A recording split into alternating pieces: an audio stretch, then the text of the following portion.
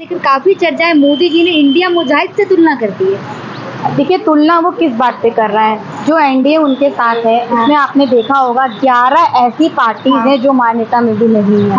और ऐसे लोगों को आपने एनडीए में शामिल किया है कि आपने ये दिखाया कि ये हमारे साथ है। तो मुझे लगता है ये आपकी सबसे बड़ी बेवकूफ़ी है। दूसरी चीज़, इंडिया क्या है? इंडिया हम सब एक हैं, ठीक है। आज इंडिया जो हमारा बना है, जो सारी पार्टी जो विपक्ष साथ हुआ है, वो क्यों साथ हुआ है? क्योंकि जुल्म की हद बहुत ज़्यादा बढ़ गई थी और जनता बहुत परेशान हो गई थी।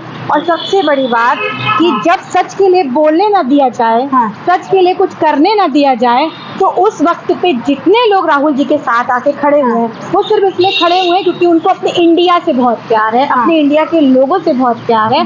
इस वजह से आज वो इंडिया बना और सब साथ लेकिन कहा तो ये भी है ना कि इंडिया ईस्ट कंपनी भी थी। देखिए, आपको इंडिया से इतनी चिढ़ क्यों है? आप नहीं बोलते मेड इन इंडिया, आप नहीं बोलते ये इंडिया, तो इस इंडिया से क्यों इतनी चिढ़ है? ये भी तो इंडिया है, ये भी तो इंडिया के लोगों के लिए बना है, इंडिया के लोगों के अच्छे के लिए बना है। आपको इसमें क्यों इतनी परेशानी हो रही है? भाजपा के नेता उन्होंने कहा कुछ दिन बाद टुकड़े हो जाएंगे, 1 महीने बाद ही इंडिया। देखिए, कहने से कुछ नहीं होता और कहने वालों पे कभी जाना भी नहीं चाहिए। आज जितने लोग साथ में खड़े हुए हैं और जो हमारा इंडिया एक खूबसूरती के साथ आगे बढ़ रहा है, इंडिया का नाम कि इंडिया को जोड़ के सारा विपक्ष एक हुआ है, तो मुझे नहीं लगता वो बिखरेगा, वो निखरेगा। तो कह तो दिया है मनोज तिवारी, नामर्द है विपक्ष में, विपक्ष को कहा है नामर्द।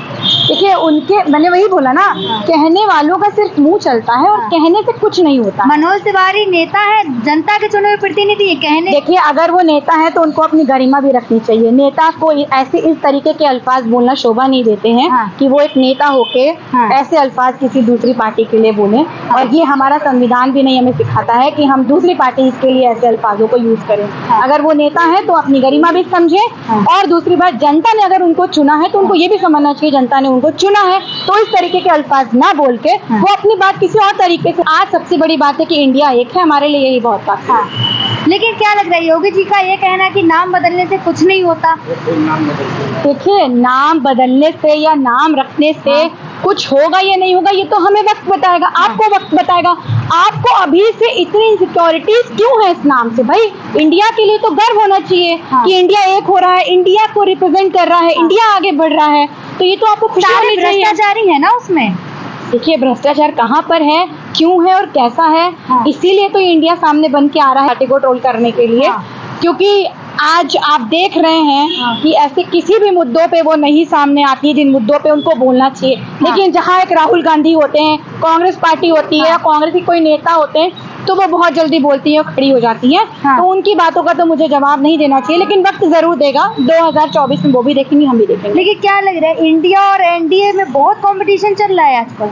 आप देखिए ना, एनडीए में 11 पार्टीज ऐसी हैं जिनमें मान्यता तक नहीं है। और इंडिया में देख लीजिए आप कैसी कौन सी पार्टी है, तो आपको खुद ही पता चल जाएगा। कहा तो है, अब तक जो एक दूसरे को पानी पी पी कर गाली देते थे, अब एक साथ एक टेबल पर बैठे हैं। उनके कहने से क्या होता है? और अगर यही बात है अगर उनकी, तो अगर हम देश के लिए एकजुट होकर देश को बचाना चाह रहे हैं, तो इसमें क्या बुराई है? लेकिन इससे पहले तो एक दूसरे को गाली देते थे, एक दूसरे का विरोध करते थे पानी पी पी कर।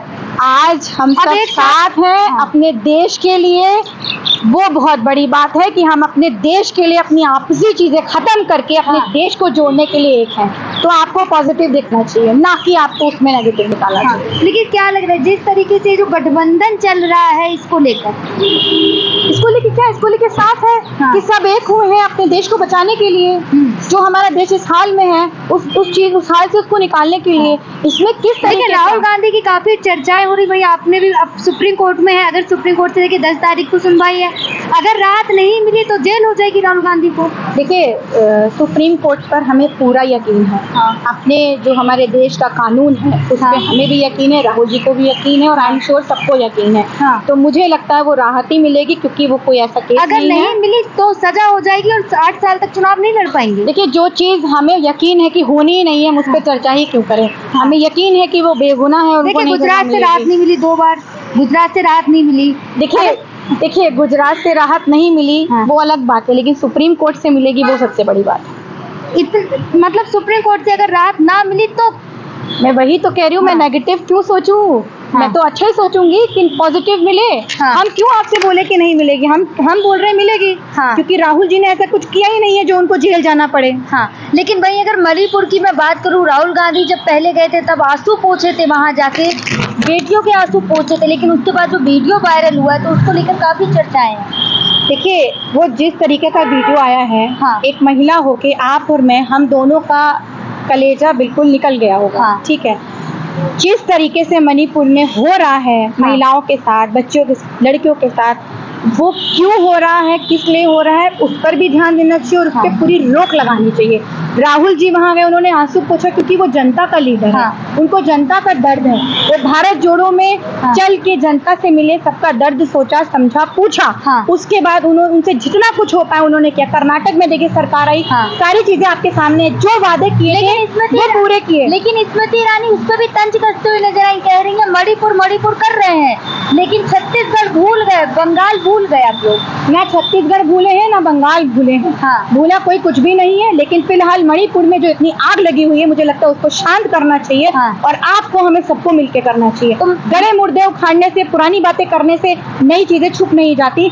उस पर भी सब ध्यान दे रहे हैं, आप इस पर भी ध्यान दीजिए। जिस तरीके से वो बच्चियां, वो लड़कियां रोड पर बिना कपड़े के ले जाके उनको मार दिया गया, रेप किया गया, एक बार ये सोच के देखिए, कलेजा भी कांप जाता है। और वो होना तो बहुत, लेकिन मोदी जी ने कहा तो था इस वीडियो को देखकर देश शर्मसार है। इस वीडियो बिल्कुल शर्मसार है। उन्होंने बोला मैं आहत हूँ, मुझे बहुत बुरा लगा, लेकिन उसके बाद क्या?